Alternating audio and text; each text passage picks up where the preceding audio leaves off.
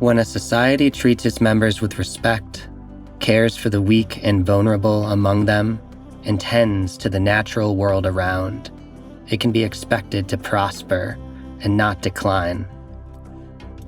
A resonant passage from the Maha Parinibbana Sutta, spoken through Jack Kornfield in episode 279 of the Heart Wisdom podcast. Standing up for compassion, a wise rudder in turbulent politics.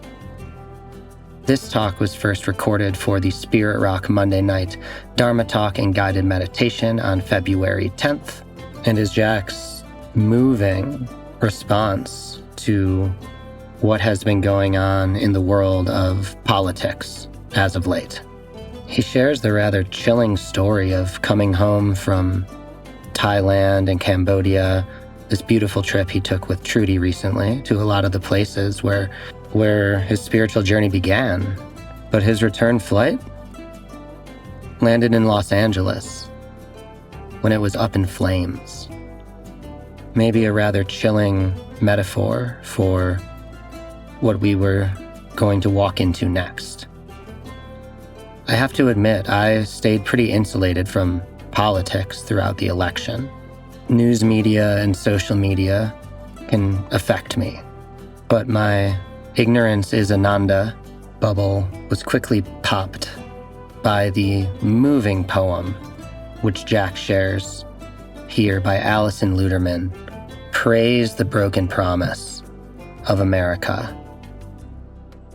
which really lays out what is going on.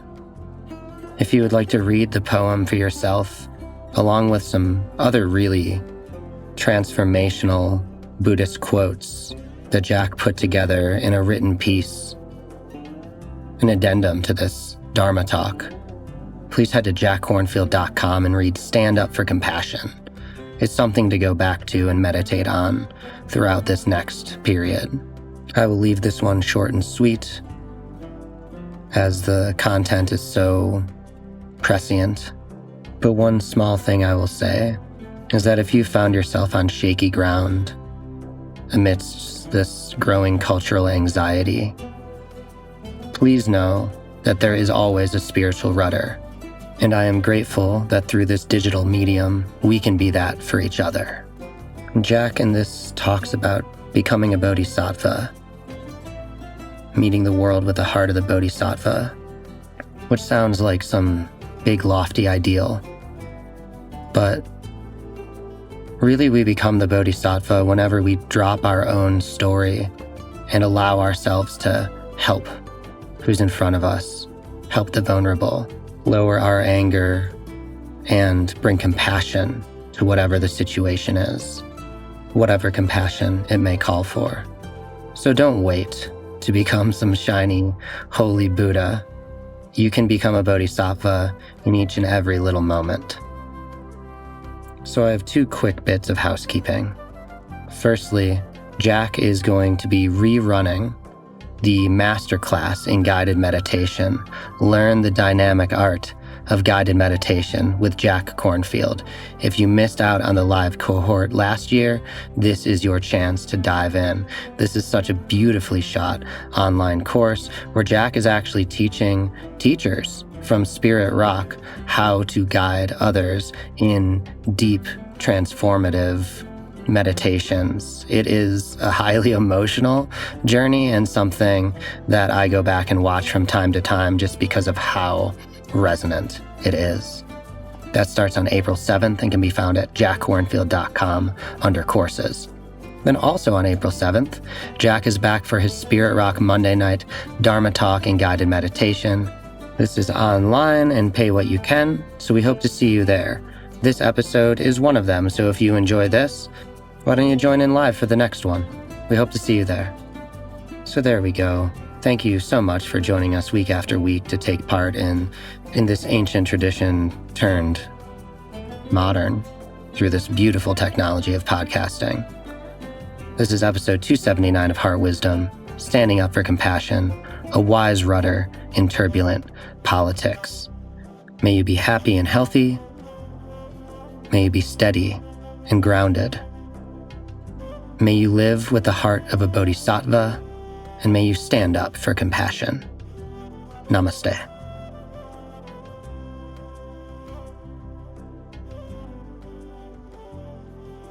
I recently returned from a pilgrimage in Southeast Asia, in Laos and Cambodia and Thailand. It was quite wonderful. And got back the day after the Los Angeles fires started, got back to LA with Trudy. And it was, of course, very difficult. We now have many friends who've lost their houses and homes and livelihood. And the fires were very close to the houses. Trudy's daughter lived just a block and a half away from the edge of the Palisade fire where everything else had burned, and other dear friends. So that was really difficult to come back to. And it seems like our life goes along. We know what's going to happen. We have our plans. And then the Buddhist text, there's a phrase that karma can change as quickly as the swish of a horse's tail. And part of the nature of samsara, of this world of birth and death, is the nature of uncertainty. Everybody had their certainties about their life. And then for thousands, it was an enormous upheaval. And then we went from Los Angeles to lead a retreat in Costa Rica. And I love being in Costa Rica and teaching there because the greeting in the culture uses the word pura vida. It's kind of a hello greeting, like aloha, pura vida, pure life. And there's such a warm and friendly culture. It's probably the only country of its size that has no army. And it's also a warm and caring culture because it was never heavily colonized. They were fortunate. They didn't have gold or oil. So in other ways, they were left more alone. And it was a reminder of the Buddhist teachings of wise society, that if we live with a care for one another without an army, but with a mutual care, things can be quite beautiful. But now I'm back, as we are in the US, in a kind of maelstrom of change and cultural anxiety. And at least for many. And I want to read a poem that was sent to me by my friend and fine poet Alison Luderman this last week. Because when I read it, I wept at the end. Since it describes some of the kinds of changes that are happening or being proposed. And if we think about how do we navigate these wild waters, how do we have a rudder? The first part is just to wake up to what's happening. Called Praise the Broken Promise of America.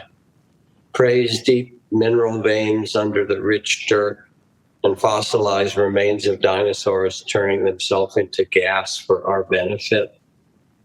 Praise the exhausted earth, miles and miles of subsidized corn and cattle lowing from their hellholes in automated milking barns. This is not an easy poem. Praise farm workers rising before dawn, their sore backs and aching knees. Praise the myths that drew them here, stories eagerly consumed when there is nothing to eat but faith. Praise the courage of the reverend to look the dragon in the eye and preach mercy. Praise whatever hidden waterways are still pristine. Praise music that refused to play at the funeral of democracy and the killing cold that swept through Washington when a fake pope took power. Praise drag queens and lipstick lesbians, boys who are girls and girls who are lions, butch women wearing tool belts, and all the music theater nerds who are even now building new passageways, mapping the next underground railroad, and suiting up to be conductors. So everybody get on board. This train will chug quietly across the Great Plains and over rocky sierras into the desert, where people still leave bottles of water and packets of food for the desperate, who've always been the lifeblood of this nation. It will stop in obscure hamlets to pick up fugitives with tears tattooed on their cheeks and fraying backpacks overspilling with contraband books. Praise the weirdos, because if anyone can save us, it will be us. And praise all the glittering illusions we gawked at, ignoring our own neighbors in favor of a 24-hour peep show on the internet.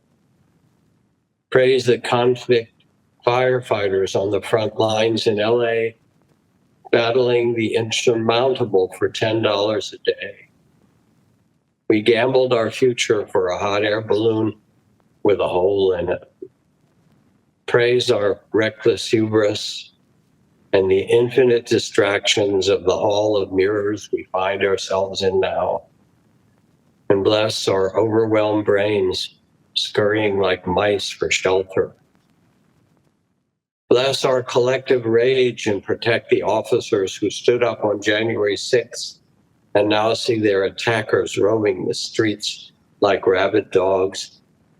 Oh, bless the animals we have always been in our coats and shoes and clumsy language.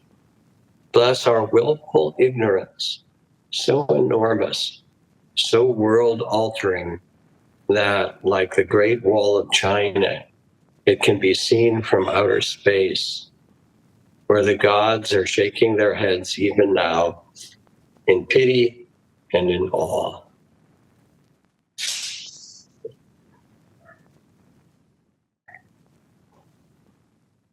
Now, mind you, I'm aware that that poem comes from a person with a liberal persuasion. But it's also heartbreaking. And it doesn't mean that there isn't value, which I see in conservative points of view and simplifying government overreach or other things that we can do to simplify and straightforward our society. Because the benefits of the Dharma are useful and universal, and it doesn't choose which party to support. But I also see that the rapid pace of change brings an enormous potential of suffering falling upon the vulnerable, which is what the poem points to.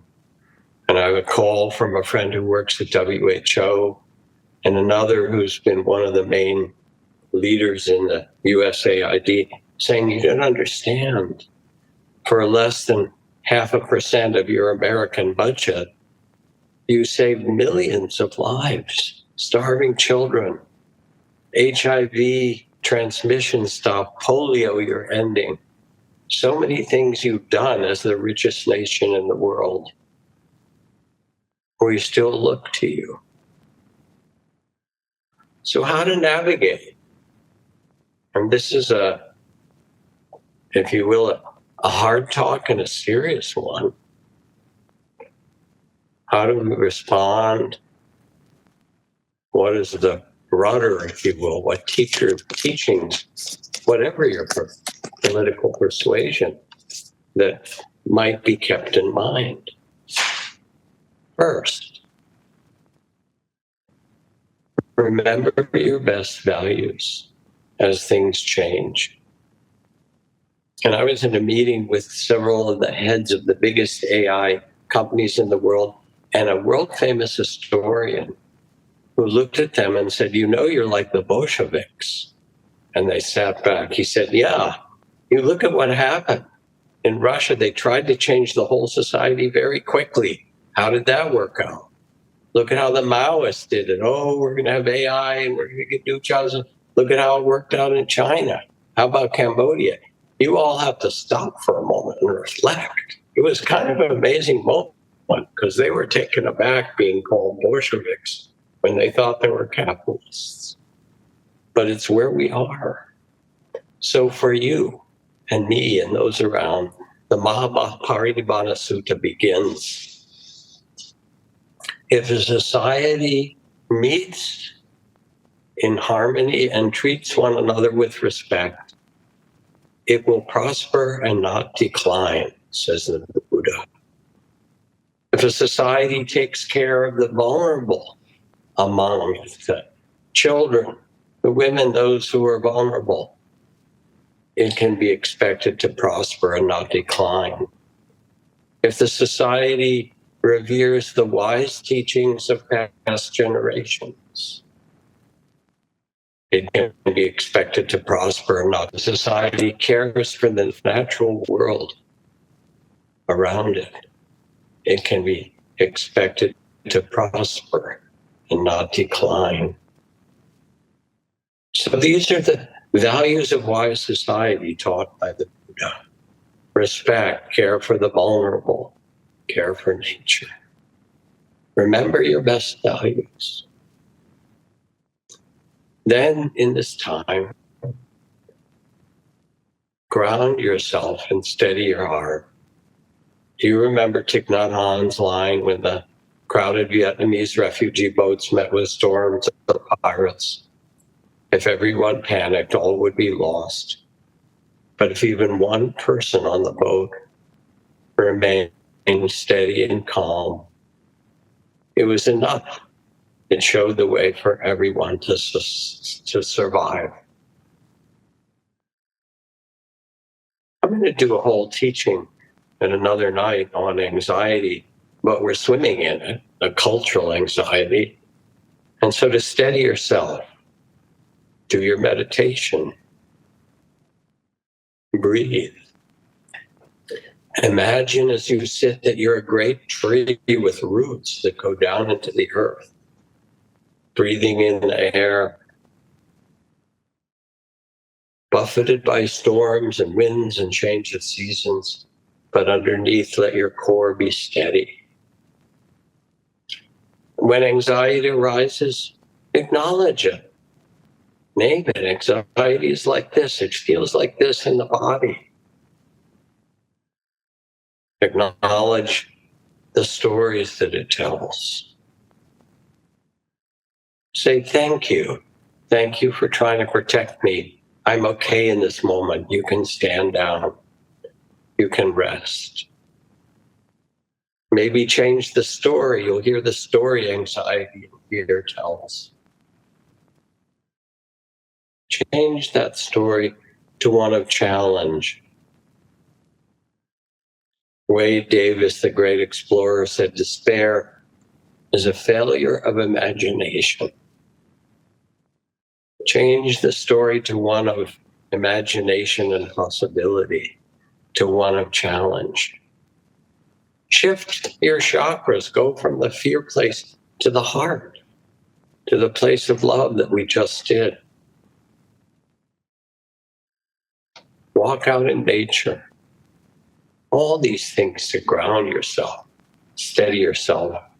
Because we human beings have been through huge upheavals many, many times. And we know how to do this. Remember your best self, ground and steady yourself. Don't be afraid. This is what H.L. Mencken, the great political commentator of 100 years ago, said. The whole aim of politics is to keep the populace alarmed and hence clamorous to be led to safety.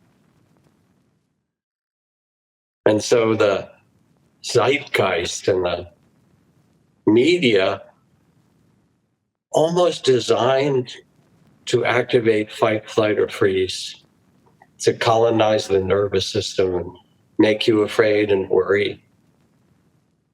Don't buy it. It's not who you are. It's not what we are as human beings. And when the terrified monks and maybe nuns who were practicing out in the forests around the Buddha came running after a night of wild animals and howls. What should we do? Please give us a protection. They were so alarmed. And he said, I will give you the protection. And that was the first time that the Buddha formally taught metta and loving kindness as a practice. He said, develop this and embody this metta, and you will be protected wherever you go.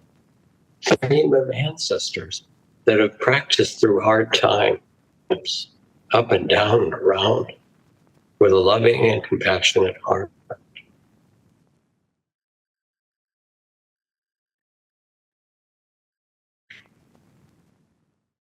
Here's a puzzle for you. I believe it means to step out who is right and who is wrong. The sutras say the wise do not cling to views, not who, but rather take your stand on principles. And this is what is to be valued. Support what's good on every side.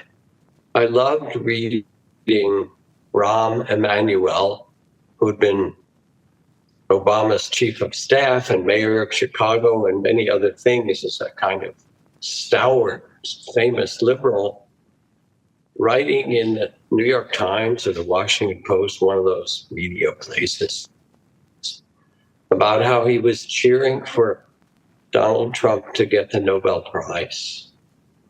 He said, this man has the opportunity to revision what's happening with Iran or in the Middle East or Ukraine or North Korea.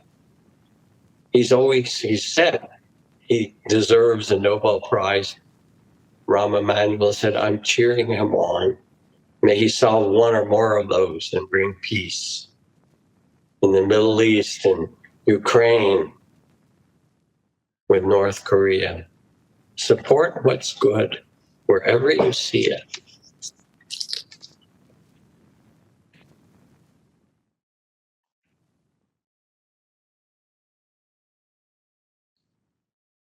Take the long view. I'll talk about that in a moment. Live with integrity and the virtue of non-harming. So this is the Saleka Sutta. When asked, how do we live in a society where there are difficulties? This is the practice. Others will be cruel. We shall be kind. Thus we shall incline the heart. Others will speak falsely. We shall speak truth. Thus we shall incline the heart. Others will exploit and steal. We shall be honest and generous. Thus we shall incline the heart. And really what it is asking and saying and inviting us is to live with an integrity and virtue more than ever in this time.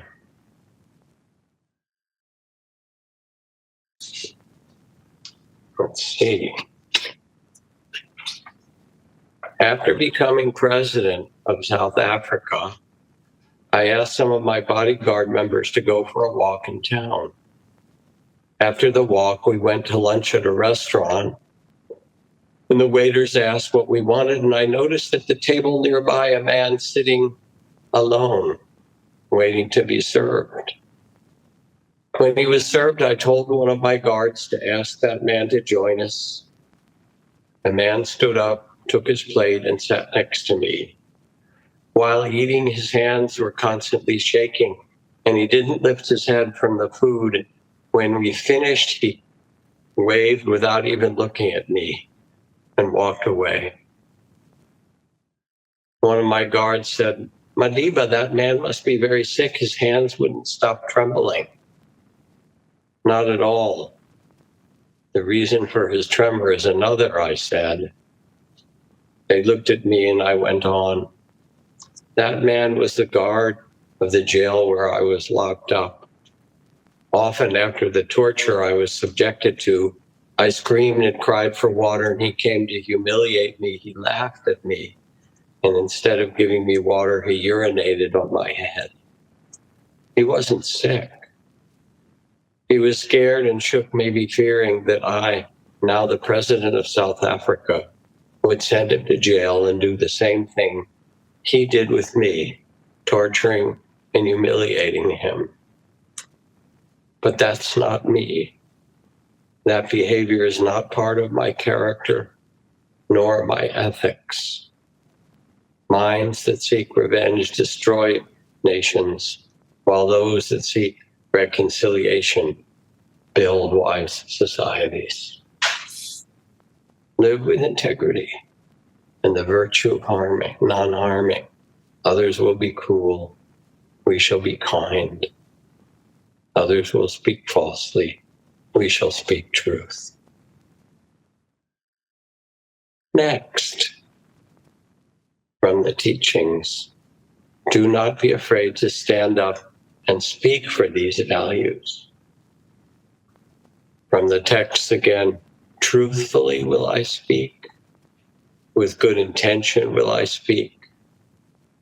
For the benefit of all will I speak. Don't remain silent. A couple named Carrie and Lori Riding came home to find their rainbow flag on their front porch had been stolen and their house egged. Anti-homosexual vandalism wasn't what they expected in their close-knit Massachusetts neighborhood. As it turned out, it also wasn't what their neighbors expected. They got together and said, why don't we all have flags? They can't take them from all of us. So one of the neighbors explained to the Boston Globe, within days, the rainbow flag, the symbol of gay pride, was lying in solidarity with the writings on over 40 other homes in this family-friendly area. One person's act of fear and maliciousness created a powerful statement of love, said Lori. Love wins. Do not be afraid to stand up and speak for your values.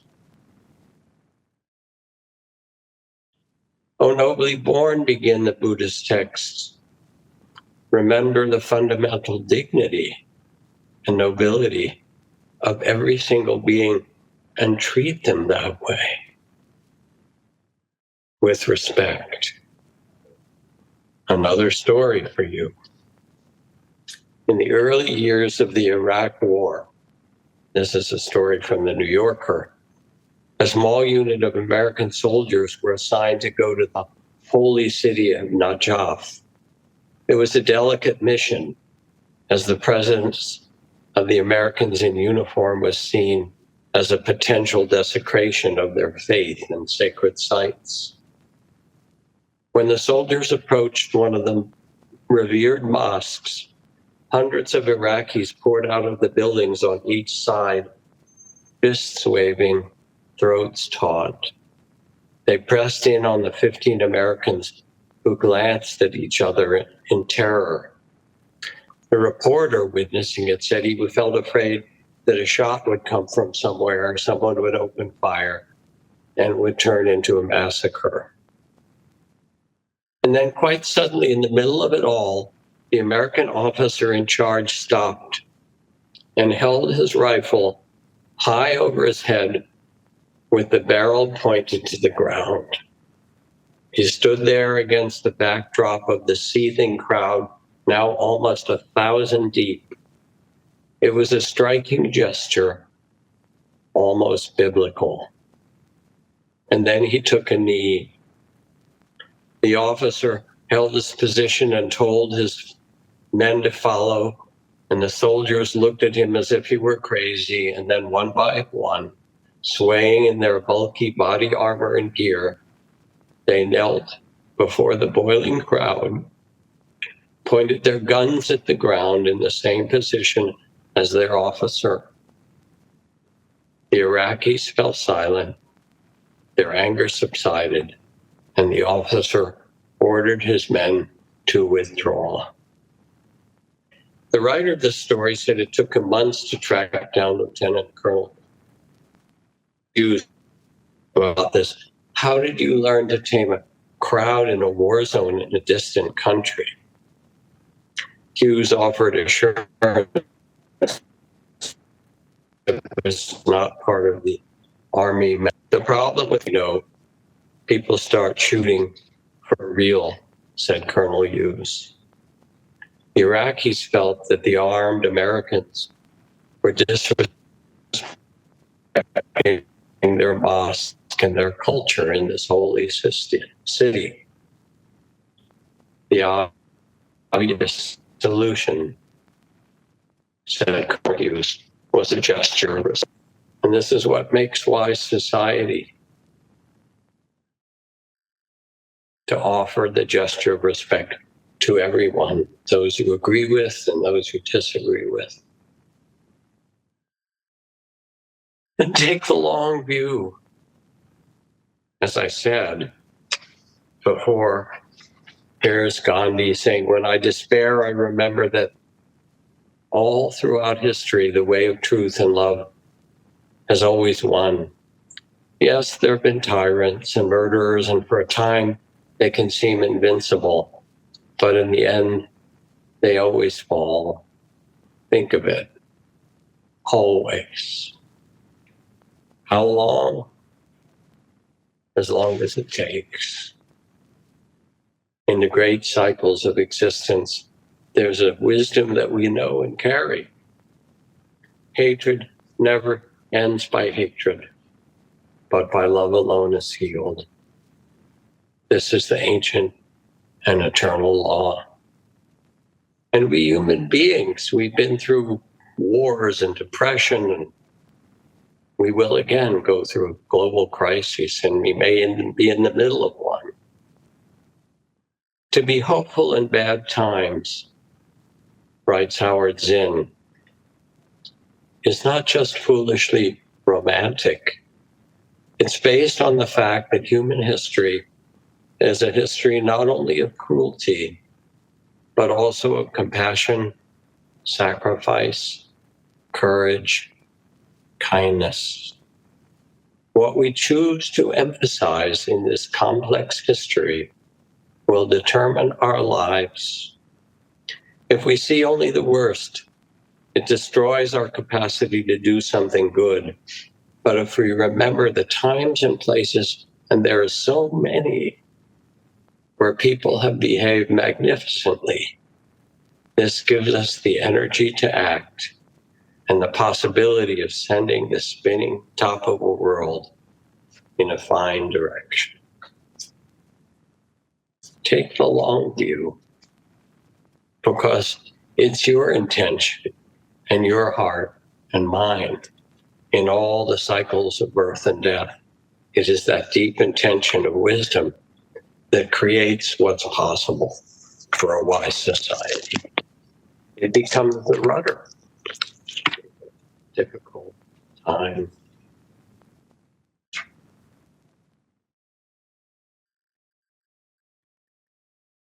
The word vipassana means to see clearly. Look with clear eyes. Believe in your own observation, your honest wisdom. Believe in science when it's good science. Believe in heart. As it says in the Kalama Sutta, do not follow what others say. See for yourself. This is harmful, and this is of benefit. Have the clarity and courage to not avert your gaze. Yes, times can be difficult, Did it never occur to you, it says in the text, that suffering will come to you as well? We're in this together, this human realm, subject to joy and sorrow, gain and loss, praise and blame. All of these things. You become what's called a make-weight. In the old days, when you went to the market,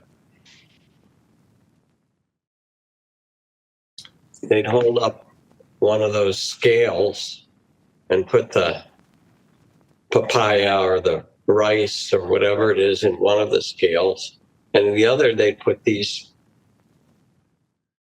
metal weights until they balanced. The make weights are the name for the tiny little weights after they put in the 1 pound or 2 kilo weight. Often they're kind of beautiful. They're created in this form of like a series of little animals, little ducks or little whatever they are. And they get added when you add the last make weight, then the scale turns, the scale goes down. It doesn't take a lot at some times for us to add our goodness, to serve, to care, to support, to awaken. You can be that make weight that tips the scale. Join with others.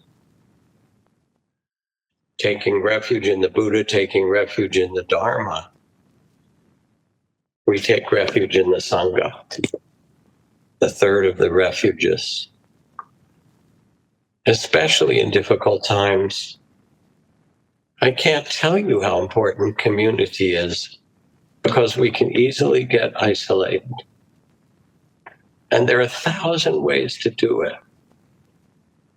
To find others, to create affinity groups, to join service organizations in your neighborhood around you, to stand up to be, whether you're political or social, or whether you join with artists, to reach out, to say, let's do this together, let's support one another.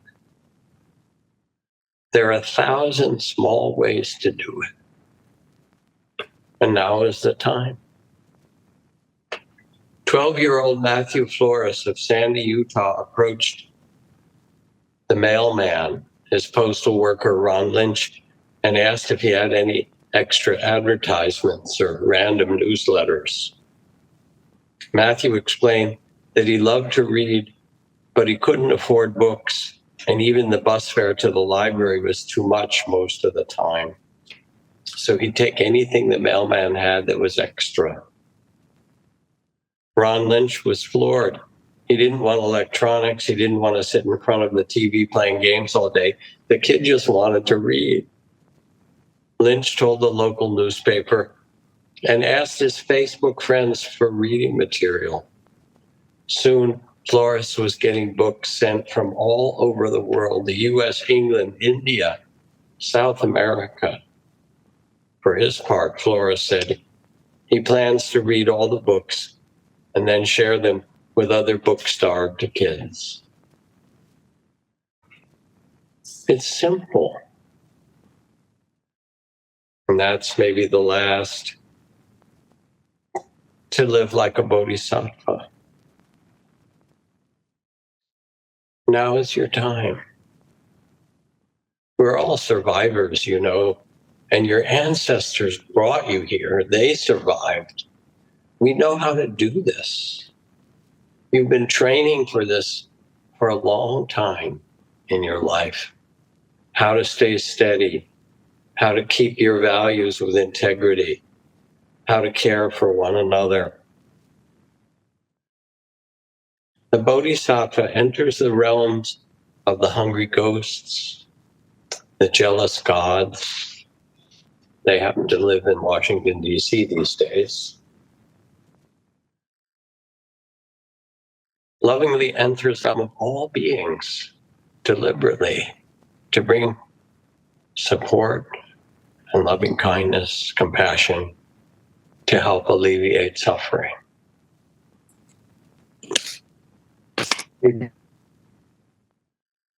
Dear Bodhisattva vow, I vow to bring benefit or bring, however you want to say it. What better thing could you do in life? Now is the time to draw on your moral strength, your courage, your creativity. It's almost like the world has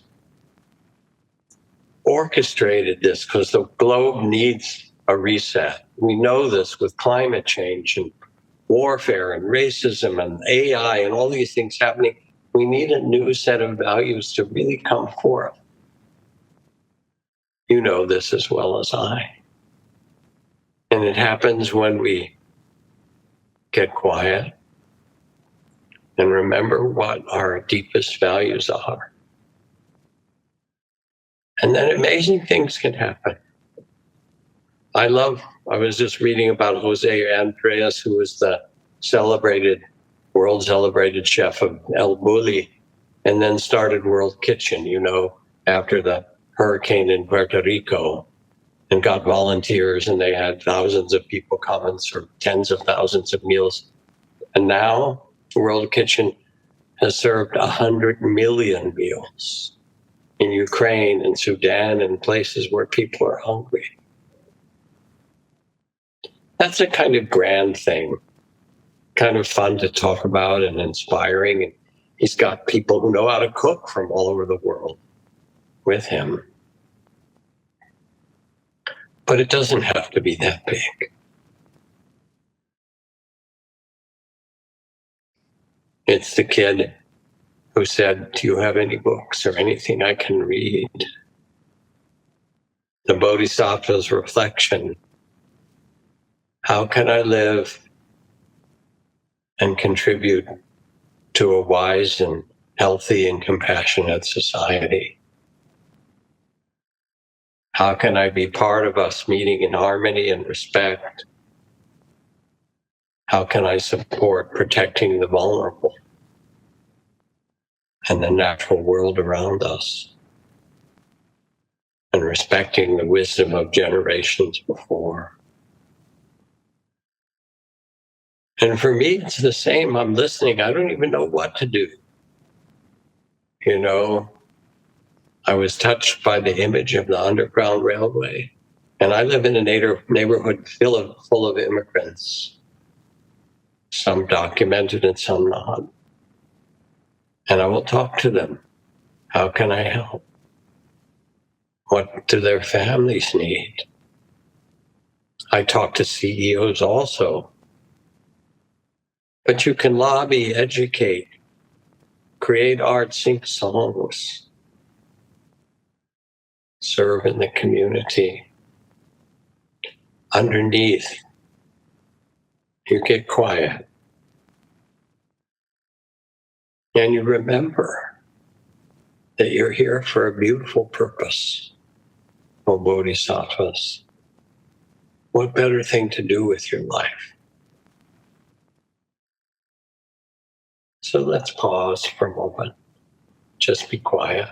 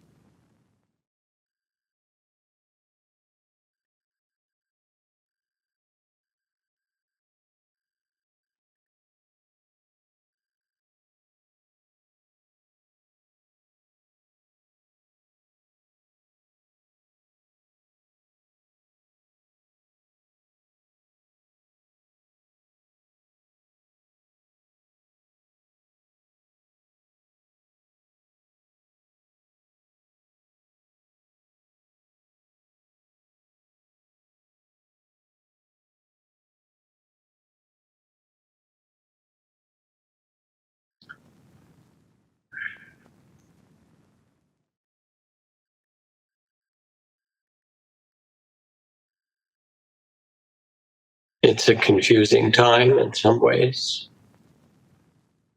and also a time that calls for us to speak out or to make a difference. I want to ask if anyone, there's a lot of you on the screen, just for the fun of it, who might be willing to be a conductor on the Underground Railroad? If it's called for, just to see if any hands go up. Yeah, there are. It's not right for everyone, but it might be right for some of you.